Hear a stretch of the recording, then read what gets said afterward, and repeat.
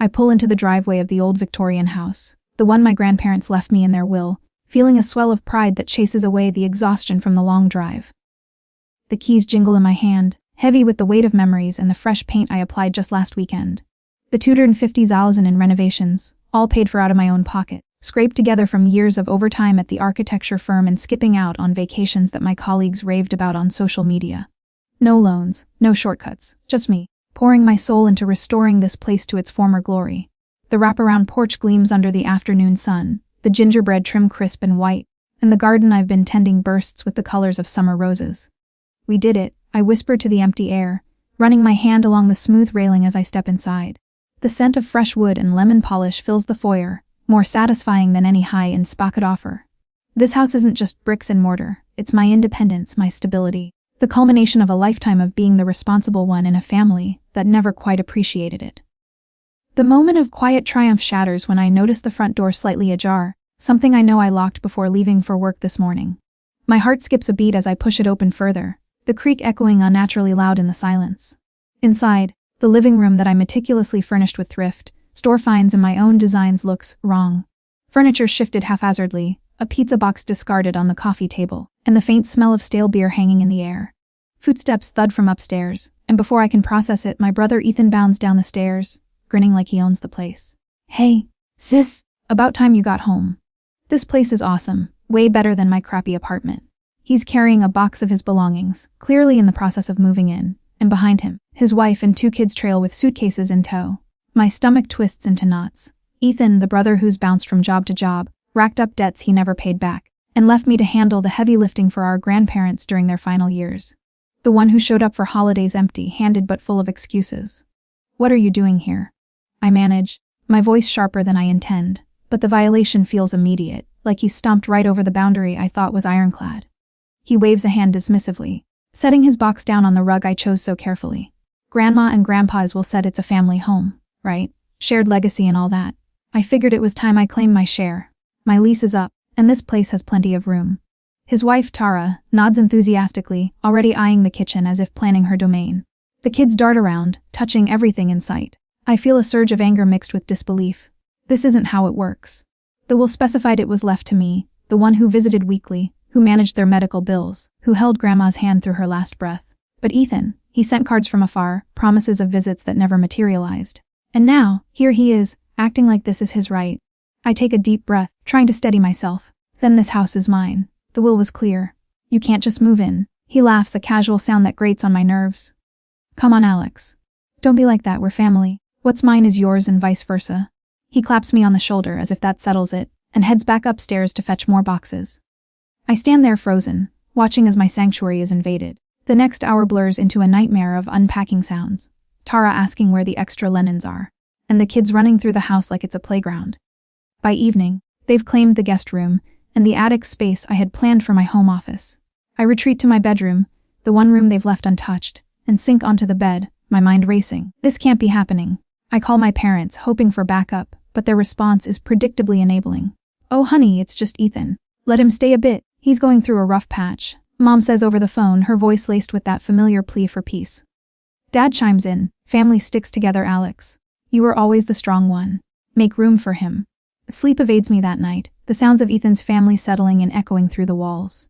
The next morning, I wake to find my carefully organized kitchen in disarray, dirty dishes piled in the sink, crumbs everywhere, and my favorite coffee mug chipped from hasty use. Ethan is at the table, scrolling through his phone oblivious. "Morning, hey, the Wi-Fi password." I hand it over silently, my jaw clenched. At work, I throw myself into blueprints and client meetings, but my mind keeps drifting back to the house. By the time I get home, the invasion has escalated. Ethan has invited friends over, and the living room is filled with laughter and empty beer cans. Music blares from speakers I didn't even know he brought. Tara is in the kitchen, cooking something that smells like fast food grease, overpowering the fresh herbs I planted. "We're just having a little get-together," Ethan says when I protest weakly. "Lighten up, Alex. This place was made for living in, not your museum vibe." The parties become a nightly ritual. What starts as just around the block, equivalents, small gatherings, snowballs into rowdy affairs that stretch into the early hours. I lie awake, listening to the thump of bass and bursts of laughter. My once peaceful haven turned into a frat house. One night, I come home early to find the porch littered with red Solo cups. the garden trampled where guests cut through to smoke. Inside, a spill has ruined the antique rug Grandma left me, a family heirloom I'd restored myself.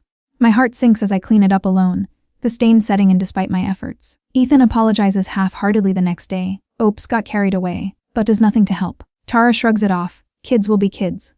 Well, adults too, I guess. The disrespect piles up like the trash they leave behind. I start locking my bedroom door, but it feels like a prison in my own home. Weeks pass in this tense coexistence. I try talking to Ethan again, laying out the boundaries clearly. This isn't working. You need to find your own place. But he deflects with charm and guilt trips. Where would we go? The kids love it here. Remember when we were kids, sharing everything?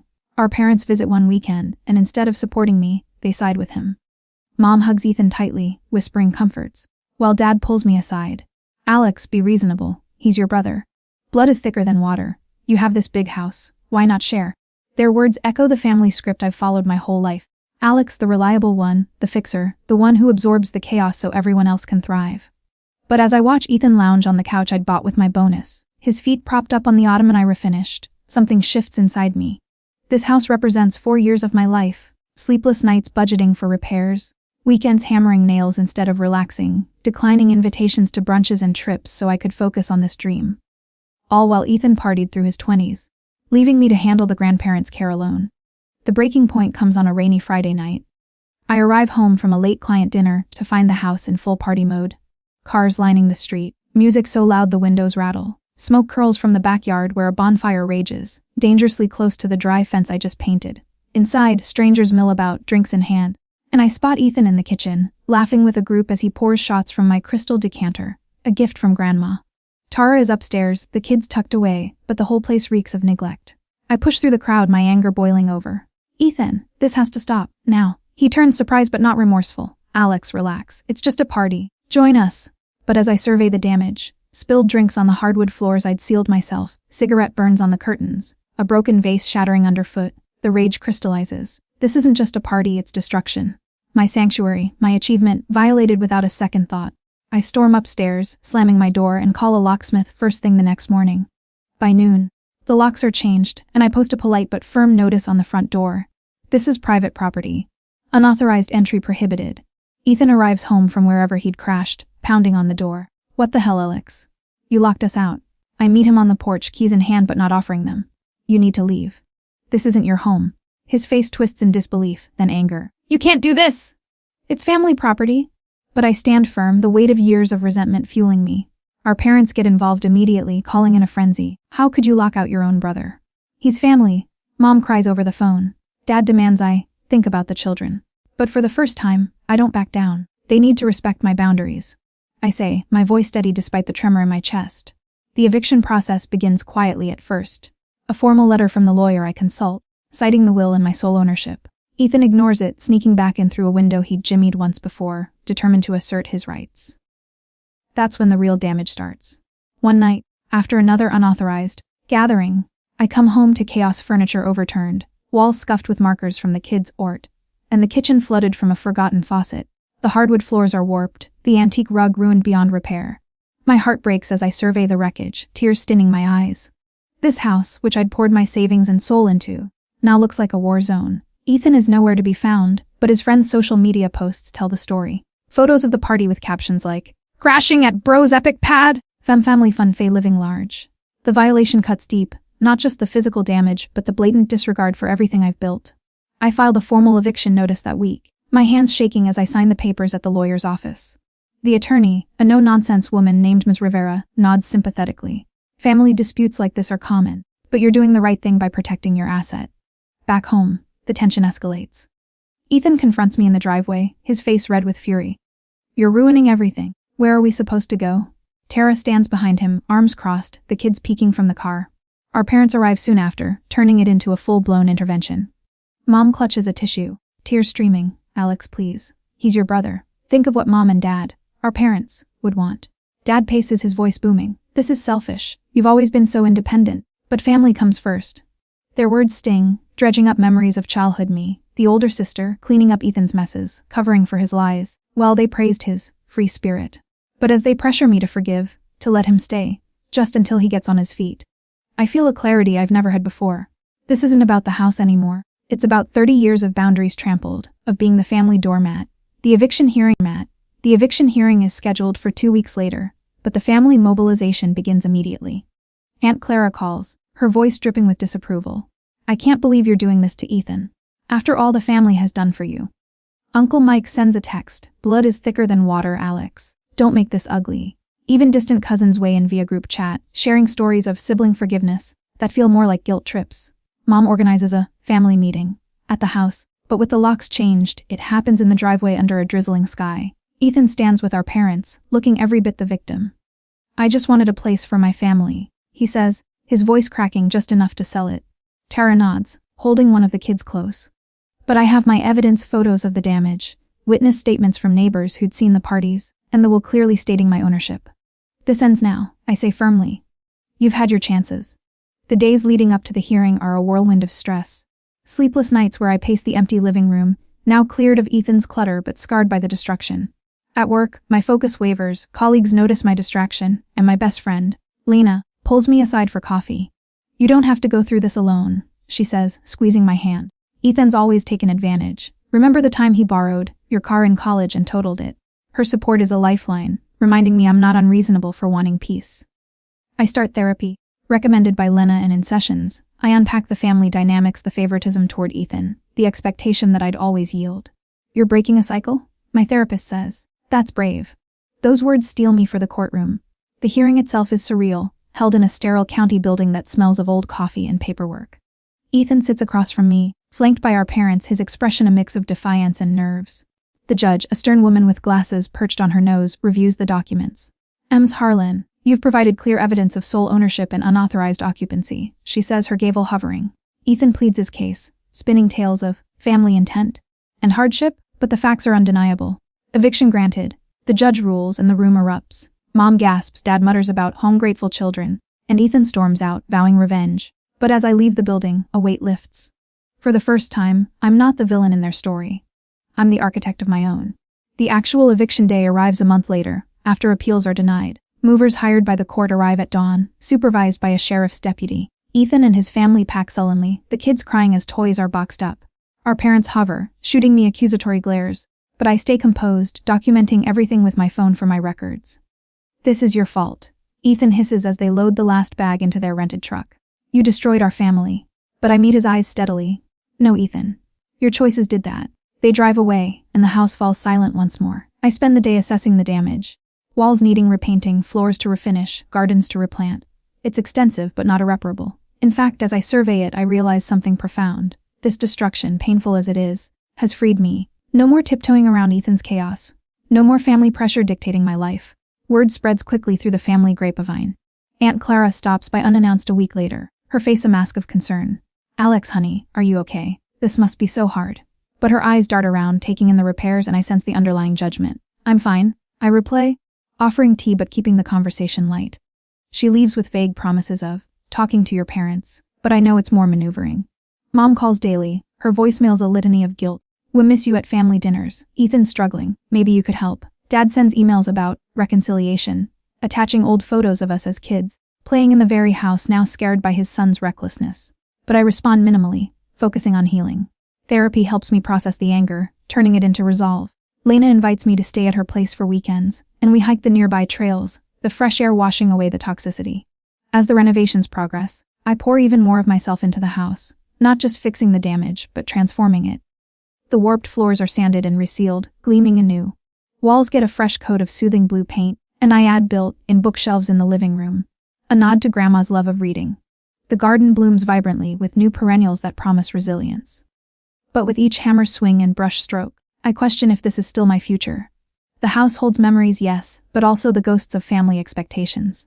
One evening, as sunset filters through the restored windows, I sit on the porch with a sketch pad, drawing not repairs but something new, a modern design studio. Open and airy, filled with drafting tables and natural light, the idea sparks. A place to channel my passion for architecture into teaching workshops or collaborating with emerging talents.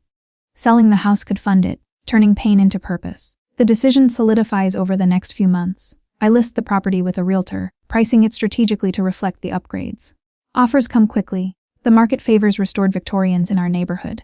But the family backlash intensifies. Ethan texts sporadically, his messages a mix of anger and pleading. You're selling Grandma's house. After everything, Mom organizes another meeting, this time at a neutral coffee shop where she arrives with Dad and Aunt Clara in tow. Alex, think about the legacy. Mom urges, her eyes pleading. Ethan could still make it right. Dad nods vigorously. Don't let spite ruin this for all of us. But I explain calmly, my voice steady from months of therapy. This isn't spite, it's my life. The house was mine to care for, and now it's time for a new chapter. They argue, citing childhood anecdotes, but I hold firm, excusing myself when the guilt-tripping peaks. Walking out into the crisp air, I feel lighter, unburdened. The sale closes on a bright spring day, the check deposited into my account. A tidy profit after the renovations. Enough to lease a prime downtown space for the studio, buy equipment, and even take a small vacation, my first in years. I sign the lease with trembling excitement, envisioning the grand opening, walls lined with student designs, the hum of creativity replacing the echo of family discord. Ethan hears about it through the grapevine and calls, his tone bitter. So you're just moving on, leaving us behind. But there's a hint of resignation, perhaps the first crack in his entitlement. Our parents send a card congratulating the sale, but laced with passive aggression. We hope you're happy, but family should come first. I don't respond, focusing instead on the future. The studio opens 6 months later, a ribbon-cutting ceremony attended by Lena, my colleagues, and a few neighbors who'd supported me through the ordeal. The space buzzes with energy. Drafting tables under skylights, potted plants echoing my old garden, and a sign out front, Harlan Design Studio. Building dreams one blueprint at a time. Clients trickle in, workshops fill up, and for the first time, my work feels truly mine, untainted by family shadows. Therapy continues, helping me navigate occasional pangs of guilt, but they're fading. One evening, as I lock up after a successful class, my phone buzzes with a text from a cousin. Heard about the studio. Proud of you. Ethan's finally looking for a job on his own. It's a small victory, a ripple of change. 6 months after the opening, I drive past the old house on a whim, now owned by a young couple with a baby on the way. They wave from the porch, the place looking loved but different, new curtains, fresh flowers. It doesn't sting anymore, it's just a chapter closed. Back at the studio, I sketch late into the night, the lines flowing freely. The knot of resentment that lived in my chest for years has unraveled, replaced by a quiet strength. Family may be blood, but peace comes from honoring your own worth. As the city lights flicker outside, I realize I've built something unbreakable. Not just a studio, but a life free from the cycles that once bound me. But the story doesn't end with smooth sailing. A year into the studio's success, the family drama resurfaces in unexpected ways. Ethan, now scraping by in a low rent apartment after a string of failed job attempts, reaches out through a mutual friend. He's changed. The friend says over coffee, really struggling. Maybe you could talk. Against my better judgment, curiosity wins, and I agree to meet at a neutral park. Ethan arrives looking disheveled, shadows under his eyes, but his words ring with the same old charm. Alex, I get it now. I was wrong about the house. Can we start over? Part of me wants to believe him, the sisterly bond flickering faintly, but as he hints at needing little help with rent, the patterns remerge. I politely decline, wishing him well, and leave feeling empowered, not guilty. Mom and Dad attempt reconciliation too, inviting me to a holiday dinner with promises of no drama. I go, cautiously, with Lena as backup. The table is set beautifully, but the undercurrents are there. Subtle digs about my solo life, questions about the studio laced with envy. Ethan is absent, reportedly working things out, and when the conversation turns to the past, Mom tears up. We just want our family back. I explain my boundaries clearly. I love you, but that means respecting my choices. Dad nods grudgingly, and for a moment there's hope. But as I drive home, I recognize its progress, not perfection. The studio thrives, expanding to include online courses and collaborations. Clients praise my designs for their resilient elegance, a quality born from my own journey. Lena and I become closer, sharing laughs over wine about family absurdities. Therapy evolves into maintenance, focusing on building new traditions. Holidays with friends, solo trips to architectural wonders. One day, a letter arrives from Ethan, handwritten and apologetic. I sold some stuff to pay off a debt. First time I've taken responsibility. Thanks for showing me how. Even if it hurt, it's not forgiveness demanded, but acknowledged growth. I frame it in my office, a reminder that change is possible, but on my terms. 2 years post-sale, I stand on the studio's balcony overlooking the city, sketching a new project, a community center designed for families, with spaces for mediation and growth. The irony isn't lost on me, building bridges, but from a place of strength. My phone buzzes with a text from Mom, proud of your new venture. Dinner soon. I reply affirmatively on my schedule. The past fades, not erased but integrated, teaching me that true legacy isn't inherited. It's created. As the sun sets, painting the skyline gold, I feel the full weight of my freedom, light as air. Reflecting back, the ordeal with the house was a catalyst, forcing me to confront the enabling dynamics that had defined my family for decades. Growing up, I was always the responsible one, babysitting Ethan while mom and dad worked late shifts, handling his homework when he slacked, even covering for his teenage shoplifting incident to keep the peace. They praised my maturity, but it came at a cost, resentment simmering beneath the surface, unspoken expectations that I'd always be the safety net. Grandparents noticed, leaving the house to me as a quiet acknowledgement, but even that sparked conflict. Ethan's entitlement wasn't new, it was cultivated, watered by parental indulgence and my silence. In the quiet moments now, I journal about it, pages filling with insights from therapy. Boundaries aren't walls, they're doors you control. My therapist often says. The studio embodies that. Open to those who respect it, closed to chaos. Clients share their stories, mirroring mine, a designer whose sibling drained their savings, an intern dealing with parental pressure to join the family business. I mentor them gently, sharing without preaching, and watch them stand taller. Lena jokes that I've become the family whisperer, but it's more like I've reclaimed my voice. Occasionally, doubts creep in. Holidays alone feel lonelier, family photos on social media stir a pang. But then I remember the wreckage, the parties, the pressure, and the peace that followed. Last Christmas, I hosted a small gathering at the studio. Friends, colleagues, even a neighbor from the old house. Laughter filled the space, toast to new beginnings. No guilt, no drama, just joy. Ethan sent a card, simple and sincere, happy holidays from afar. Progress. As the studio marks its 3rd anniversary, I expand again, hiring a small team including a young architect whose family story echoes mine. We collaborate on a project restoring an old community hall, much like my grandparents' house. The irony brings a smile, turning destruction into creation, one blueprint at a time. Mom and Dad visit the studio unannounced one day, their faces lighting up at the vibrancy. It's beautiful, Alex, Mom says, hugging me tightly. Dad nods approval. You've built something real. No apologies, but acceptance. We share lunch, talking shop, and as they leave, I feel the bridge strengthening, on equal ground. Life unfolds in waves now. Busy days at the studio, quiet evenings with books or hikes, connections deepening with chosen family. The old house. I drive by occasionally, seeing families thrive there, and it warms me. My legacy isn't in holding on, but in letting go to build anew. 30 years of patterns broken, a future wide open. In the mirror, I see not just an architect, but a woman who chose herself and won. The ripples continue. Ethan's life stabilizes somewhat. He lands a steady job, starts paying off debts without handouts. He reaches out sporadically, conversations tentative but civil. I get why you did what you did. He admits once over coffee. It was a wake-up call. Tara and the kids are doing better too, in their own space. Our parents in their later years reflect more, even attending a family counseling session I suggest. We see now how we favored him. Mom confesses tearfully. Healing isn't linear, but it's happening. For me, the studio is more than a business. It's therapy, community, purpose. Awards come in, features in local magazines, invitations to speak on resilient design. At one event, I share my story briefly. Adversity shapes us, but we choose the form. Applause follows, but the real reward is the messages afterward. Strangers thanking me for the inspiration. Lena and I travel together, sketching landmarks, our friendship a cornerstone. One crisp autumn day, I return to the old neighborhood, not for nostalgia but to donate design plans to a local historical society. Standing on the familiar street, I breathe deep. The house looks happy, lights on inside. My phone buzzes. A text from Ethan. Thanks for the advice on budgeting. It's helping. I smile, replying encouragement. Family evolves, boundaries intact. Years later, at 40, I look back on that pivotal year as the turning point. The studio has grown into a firm, with branches in 2 cities. I'm engaged to a kind colleague who understands my past, our wedding planned modestly, meaningfully.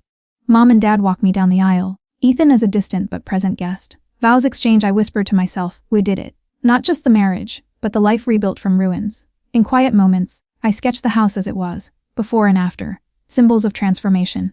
The girl who inherited a burden became the woman who forged her path.